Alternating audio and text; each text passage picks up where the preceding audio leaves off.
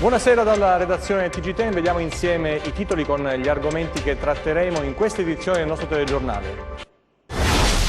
Nel nuovo governo non c'è posto per la ministra Grillo, adesso che fine farà la legge speciale per la Calabria, smentite le indiscrezioni che davano per certa la presenza di Nicola Morra nell'esecutivo, adesso si apre la partita dei sottosegretari. I sindaci dell'area ionica cosentina riuniti a Cogliano Rossano chiedono il miglioramento dei servizi sanitari sul territorio, venerdì incontro con Cotticelli. Sono oltre 200 i precari che lavorano nell'azienda ospedaliera di Catanzaro Pugliese Ciaccio, ai quali non verrà rinnovato il contratto. Questa mattina la protesta. Il sindaco di Crotone dice no all'aumento dei rifiuti in discarica previsto dall'ordinanza regionale, scatta la protesta. Trovati 2 cadaveri in un burrone a Mesoraca, potrebbero essere i corpi di Rosario Salvatore e Manfreda, allevatori scomparsi il giorno di Pasqua. Traffico di droga nel Reggino, anche un bambino di 8 anni coinvolto in attività illecite. Sigilli al patrimonio di un imprenditore alimentare nel Cosentino, l'uomo coinvolto in operazione Plinius e Plinius 2, i beni sequestrati ammontano a 11 milioni di euro. Il direttore sportivo del Cosenza parla delle operazioni concluse e di quelle sfumate, arriverà un attaccante solo se con le caratteristiche che cerchiamo, la squadra è forte. Ancora buonasera, dunque apriamo il nostro telegiornale parlando delle vicende che riguardano il governo nazionale, smentite le voci che volevano Nicola Morra nell'esecutivo e non c'è neanche il ministro Grillo, l'autore del decreto Calabria. Adesso ci si chiede che fine farà questa legge. Sentiamo. Nessun ministro calabrese nel nuovo governo, nell'esecutivo di Giuseppe Conte. A sorpresa non c'è Nicola Morra, il presidente dell'antimafia dato per certo all'istruzione, resta invece fuori, escluso dal Conte bis.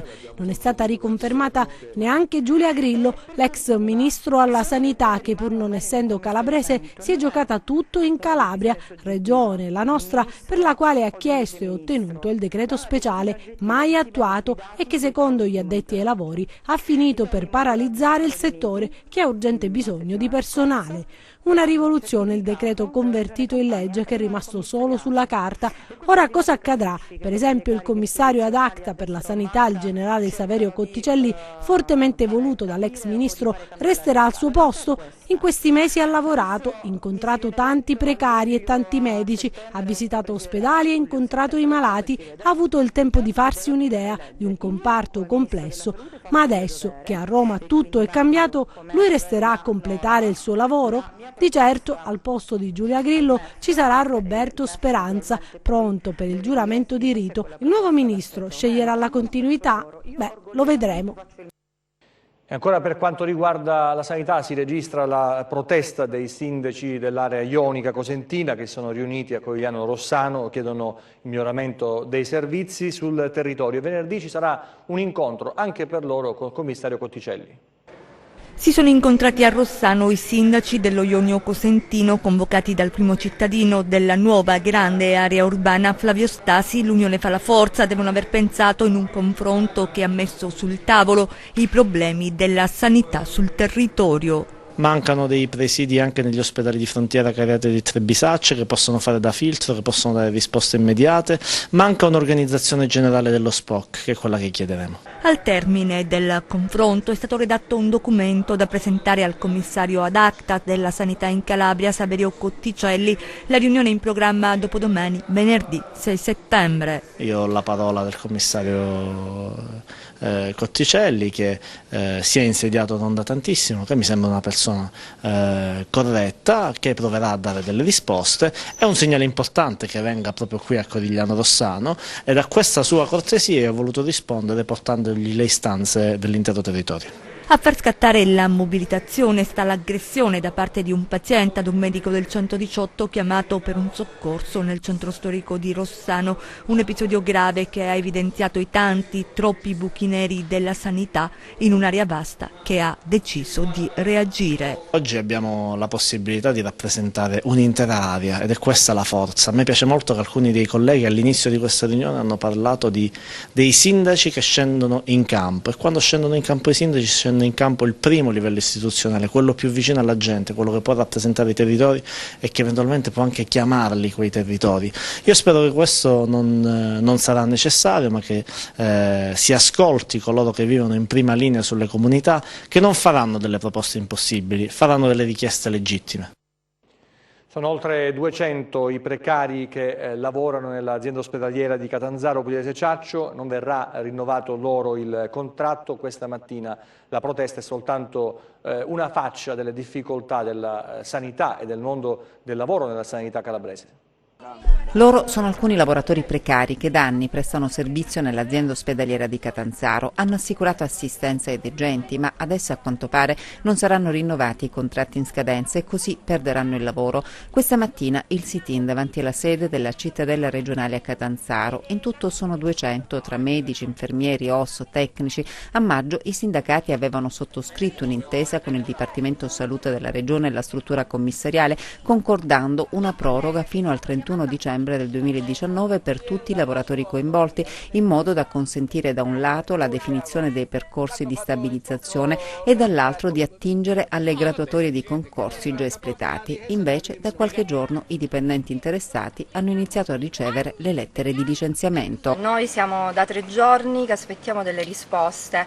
Nonostante le nostre proteste sono comunque partiti, sono partiti i primi telegrammi appunto di licenziamento. Telegrammi senza un preavviso, a tronco, dall'oggi a domani. Sono stati avvisati i nostri colleghi, tra l'altro in modo telefonico. Quindi questo secondo me è una cosa vergognosa, perché persone che lavoriamo da avanti anni e che abbiamo garantito finora l'assistenza ILEA per quanto riguarda i nostri malati, abbiamo fatto turnover con notti, smonto, ci siamo sempre posti al sacrificio e non è giusto che adesso l'azienda ci venga e ci tratti in questo modo. In una regione dove la sanità è al collasso perché manca personale, succede anche questo, e cioè persone, professionisti che per anni hanno assicurato il mantenimento dei livelli di assistenza rischiano di essere mandati a casa.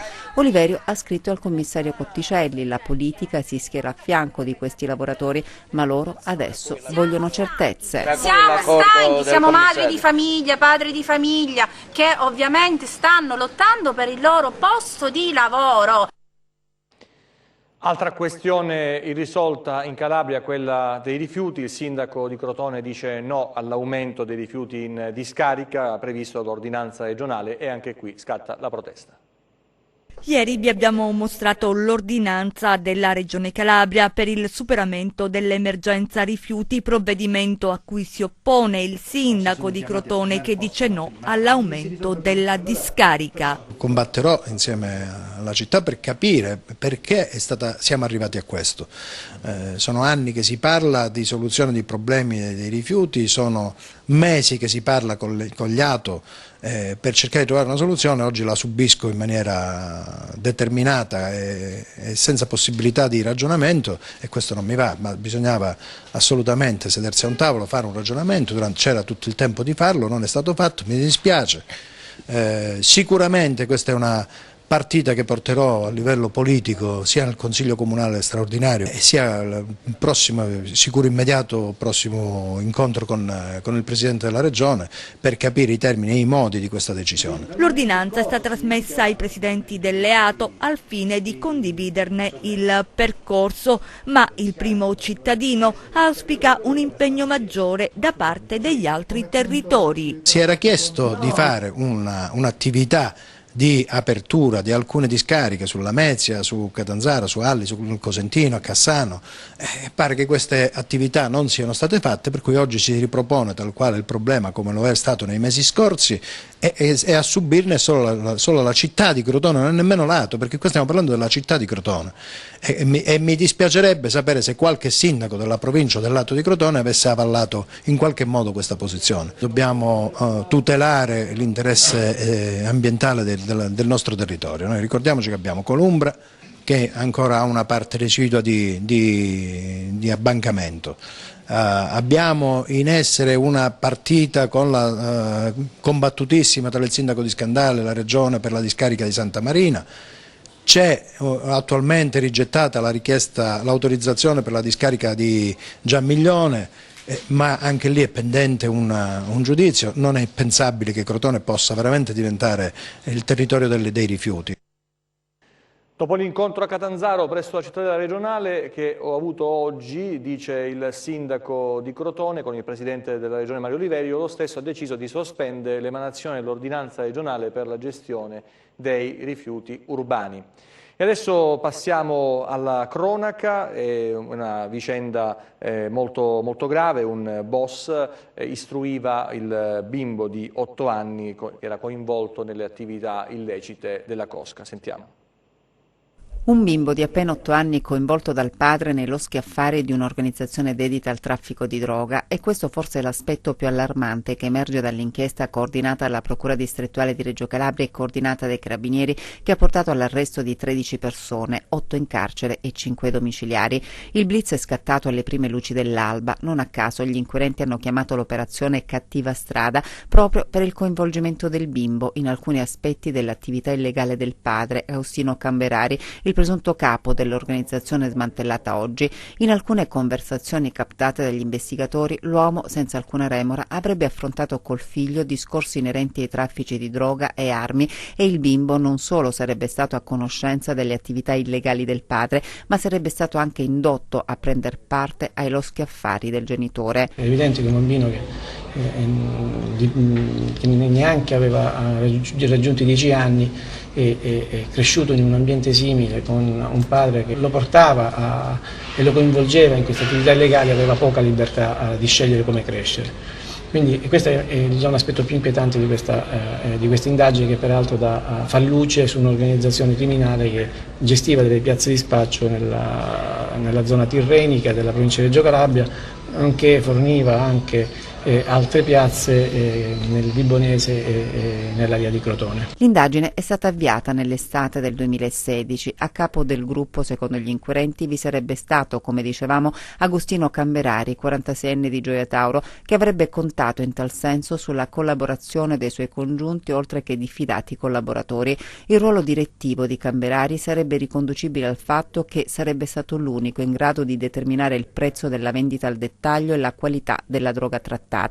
All'interno della struttura poi ciascuno degli indagati avrebbe avuto un compito ben definito, dai fornitori agli assaggiatori fino a chi aveva il compito di fidelizzare la clientela, e avevano attivato anche una rete di protezione che in caso di arresti o sequestri avvisava tutti gli associati del pericolo e delle attenzioni delle forze di polizia. Per comunicare tra loro gli indagati utilizzavano un linguaggio criptico mutuato dal gergo automobilistico. Le indagini hanno consentito anche di individuare la base logistica territoriale, in pratica una campagna nella disponibilità di Camberari usata per lo stoccaggio e il prelievo dello stupefacente.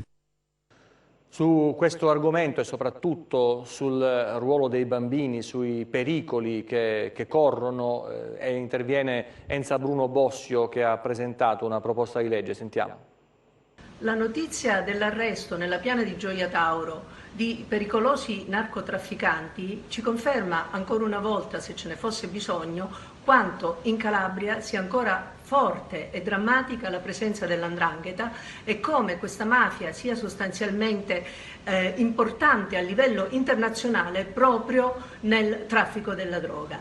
Ma l'altra notizia, forse ancora più drammatica, è che per questa attività criminale le famiglie mafiose spesso utilizzano i bambini. Questa cosa è stata denunciata attraverso la fiction televisiva Liberi di scegliere, che ha riportato quella che è stata un'iniziativa di questi anni del Presidente del Tribunale dei Minori di Bella di Reggio Calabria, che in coordinamento con gli altri tribunali della provincia di Reggio è riusciti in qualche misura a controllare questa situazione, arrivando spesso anche alle conseguenze di sottrarre questi bambini alla dimensione familiare. È naturalmente questa una cosa importante che serve a tutelare quelli che sono i diritti dei minori.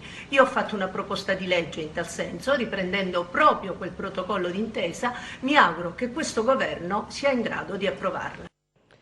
Nel mese di luglio abbiamo parlato di una inchiesta nel Crotonese relativa alla scomparsa di 2 allevatori. Erano stati effettuati dei fermi, c'era stata una svolta nelle indagini, ma dei corpi nessuna traccia. Probabilmente questi corpi sono stati trovati oggi in un burrone, in un sacco uno, l'altro invece a pochi metri di distanza.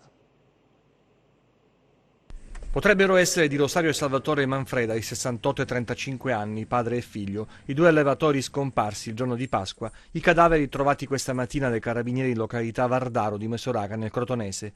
Anche se le condizioni di avanzato stato di decomposizione dei due cadaveri non consentono al momento in questo senso alcuna certezza, dalle indagini dei carabinieri del Comando Provinciale di Crotone e della compagnia di Petilia Policastro sono emersi alcuni elementi che rendono credibile l'ipotesi che due corpi senza vita siano di Rosario e Salvatore Manfreda. I due corpi potrebbero essere stati lanciati nel burrone in cui sono stati trovati dopo essere stati nascosti in un sacco. Nel lancio, uno dei due cadaveri potrebbe essere fuoriuscito dal sacco mentre l'altro è rimasto all'interno. Elementi utili sul ritrovamento dei due corpi potranno emergere dall'autopsia disposta dal PM di turno della Procura di Crotone e dall'esame del DNA. Nel mese di luglio le indagini per la scomparsa di due allevatori avevano portato all'individuazione di 3 soggetti ritenuti responsabili dell'omicidio e dell'occultamento dei cadaveri.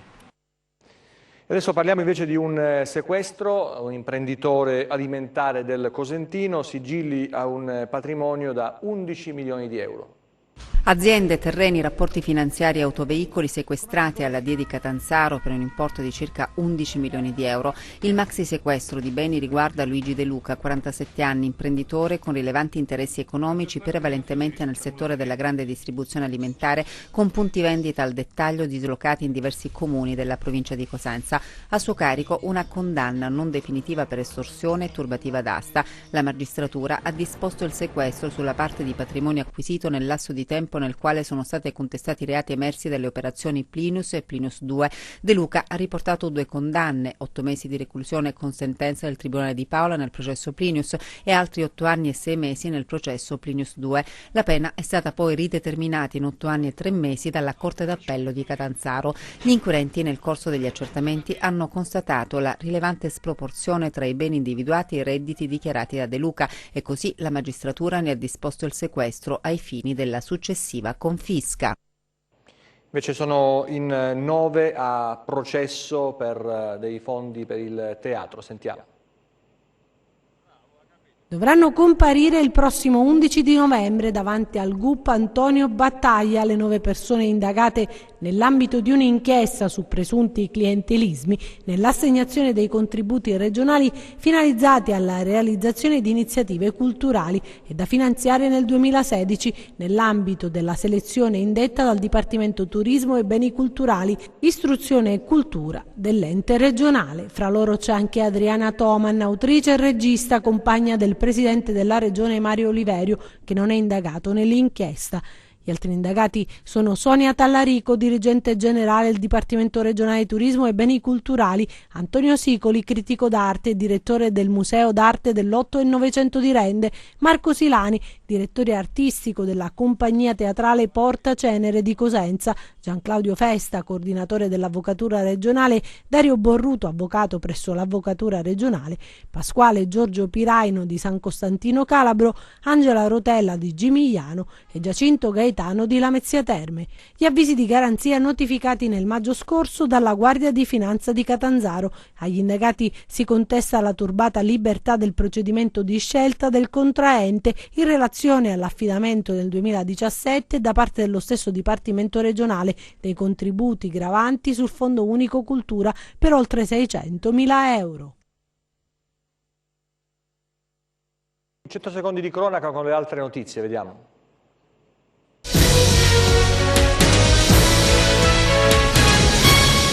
Il cadavere di una persona non ancora identificata è stato ritrovato in fondo ad un burrone in località Vardaro di Mesoraca nel Crotonese. Sul posto sono intervenuti i carabinieri che stanno effettuando dei sopralluoghi nell'area insieme ai militari della squadra rilievi tecnici del nucleo investigativo del Comando Provinciale di Crotone. Le indagini mirano ad accertare le cause della morte. Il cadavere non presenterebbe al momento segni di violenza. 2 piantagioni per complessivi 135 fusti di marijuana del tipo Stunk sono state sequestrate dalla Guardia di Finanza nell'Ametino. Le coltivazioni individuate dai Baschi Verdi con il supporto della componente aerea del corpo nel comune di Maida e in quello di San Pietro a Maida. Complessivamente il peso dello stupefacente era di 65 kg che avrebbe fruttato al dettaglio 100.000 euro. Vani i tentativi di identificare gli autori della coltivazione illegale, i finanziari hanno proceduto al sequestro e alla segnalazione del fatto all'autorità giudiziaria. È stato catturato ad Arzon in Francia il 62enne Mario Miceli, membro del clan barbaro Papalia, latitante dal gennaio 2019, dopo la conferma della sua condanna definitiva per associazione di stampo mafioso. Deve scontare ancora 5 anni e 6 mesi. A tradire il latitante una traccia lasciata su internet dalla sua ditta di pulizia dei condomini di Arzon. Figlio alcolizzato da anni minacciava e picchiava la madre, arrestato dai carabinieri di Corigliano Calabro dopo l'ennesimo episodio di violenza per maltrattamenti in famiglia e violazione della misura di prevenzione personale. L'intesa con la procura di Castrovillari è stato tradotto presso la casa circondariale. Adesso vediamo insieme la presentazione di Divino Jazz, una manifestazione che si tiene ad Altomonte. Una mostra e un laboratorio d'arte aprono già stasera l'edizione 2019 del Divino Jazz di Altomonte, presentato a Cosenza. Domani ancora una mostra e poi presentazioni di libri e tanta musica, dal jazz con diverse contaminazioni alle sonorità più etniche, e poi anche largo al gusto con la gastronomia tipica sempre apprezzata. È nato così il Divino Jazz ormai tanti anni fa e così ha richiamato sempre l'attenzione dei turisti sul borgo di Altomonte nel periodo a cavallo tra estate e autunno. Lo scopo di fondo era questo, certo è un regalo della enorme creatività di Enzo Barbieri alla collettività di Altomonte, è qualcosa che lui ha partorito mentre era assessore al turismo ad Altomonte, è stato sostenuto ovviamente dagli imprenditori di Altomonte e dagli altri rappresentanti del settore enogastronomico, e oggi noi anche con l'aiuto di Enzo la ricollochiamo nel suo scenario temporale tradizionale, che era quello degli inizi di settembre, dove si era nati non in contrapposizione ma in completamento alle altre iniziative che magari con più storia alle spalle rappresentano in Calabria qualcosa nel corso della storia del jazz calabrese e nazionale. Il tema di quest'anno, che chiaramente è generazione culturale, quello del festival, col Divino Jazz diventa, come dire, un momento riflessivo, un momento in cui cerchiamo di unire all'arte anche i piaceri, le emozioni, il gusto, e chiaramente il Divino Jazz è un evento storico pensato molto tempo fa proprio per cercare di allungare la stagione, cercare di andare oltre i mesi estivi classici quando c'è molta attività, e cercare anche comunque di rilanciare l'autunno, perché l'autunno rappresenta una delle stagioni più belle per la Calabria. Mentre col festival abbiamo dato valore al teatro prevalentemente, adesso col Divino Jazz sono 5 giorni in cui il borgo diventa protagonista, il borgo, la comunità e chiaramente il cibo. Adesso per il calcio la parola al direttore sportivo del Cosenza Calcio, Stefano Trinchera. Avete seguito oggi alle 16 la lunga diretta, un'ora di conferenza stampa, per qualcuno ridotta soltanto alla spiegazione di qualche rifiuto da parte di giocatori che non hanno gradito la piazza di Cosenza, ma soprattutto la spiegazione delle dinamiche di mercato, del scarso movimento di attaccanti, della corsa Anzolà interrotta poi dalla volontà del Trapani di non privarsene nonostante l'offerta economica del Cosenza, dalla volontà di reperire sul mercato degli svincolati un elemento ma soltanto se consono alle caratteristiche richieste dal tecnico Braglia, e così via, e soprattutto dall'appello ai tifosi, alla città, a stare uniti, perché il Cosenza punta sempre a fare meglio dell'anno precedente. Le operazioni concluse, quelle sfumate, la convinzione che la squadra costruita è competitiva, la volontà di ingaggiare un elemento tra gli svincolati, solo se corrispondente alle caratteristiche richieste dal tecnico, e l'appello alla tifoseria, alla città e alla stampa a compattarsi come in passato per raggiungere gli obiettivi. Stefano Trinchera parla in conferenza stampa e spiega le dinamiche che hanno portato a Cosenza i giocatori desiderati, tranne uno. In questi anni sono arrivati giocatori fortemente motivati e che non hanno mai messo davanti l'aspetto economico, aspetti geografico, hanno messo avanti altre cose e abbiamo raggiunto risultati importanti. Questa è la nostra strada. Poi a me non piace, l'idea di prendere un giocatore che preferisce altri lidi perché altri club hanno fatto la Serie A o altri club hanno risorse economiche più importanti della nostra, e già noi partiamo con l'handicap, e io preferisco giocare più sulle motivazioni che non su altro. Quindi potrebbe arrivare da qui a poco nel mercato degli svincolati la punta che proprio cerca mister Braglia? Se capita l'occasione, sì. Alle 23:25 avrete l'occasione di seguire la replica della conferenza stampa e ascoltare tutto quanto quello che ha detto il direttore sportivo del Cosenza. Adesso parliamo invece del Festival della Lettura, un'altra iniziativa importante. Sentiamo. Stefania Martucci dell'Uniter Presila, insieme alle associazioni Ci Siamo Ollus e Prometeo 88, avete promosso il Festival della Lettura, il Reading, Casali del Manco, 6, 7 e 8 settembre. Intanto qual è la mission di questa manifestazione? Sì, siamo giunti alla terza edizione, il festival sta crescendo anno dopo anno e siamo molto soddisfatti. La mission qual è? Quella intanto di valorizzare il territorio, perché ci troviamo in un posto bellissimo nei Casali del Manco, a Pedace, tra Pedace e Pietrafitta, tra l'altro il convento di San Francesco di Paola, una ex struttura insomma religiosa che adesso viene adibita per incontri culturali, molto suggestiva, una cornice bellissima per questo evento che valorizza il territorio, i nostri talenti, come appunto sempre abbiamo fatto, e comunque tutto il bello che c'è dell'arte in generale. Il programma è molto ricco, quindi ha un target eterogeneo vario, si va dai ragazzi, quindi piccolini con dei laboratori, ma anche naturalmente puntiamo su presentazioni più importanti sulla cultura, sull'arte, sull'esposizione anche artistica, perché c'è la possibilità di godere anche della visione di alcuni quadri e foto importanti di alcuni artisti del nostro territorio, e poi ci sarà anche naturalmente la musica, il teatro, con delle presenze anche al di fuori della Calabria. E adesso il meteo con le previsioni per le prossime ore, vediamo.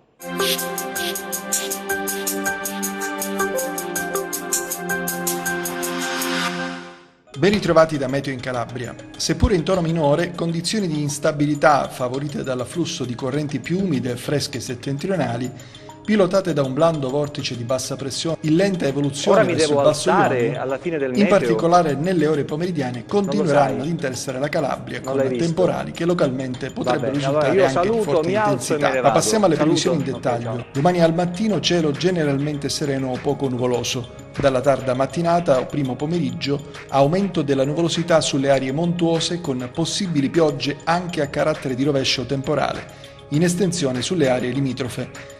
Temperature stazionarie. Passiamo ai mari e ai venti.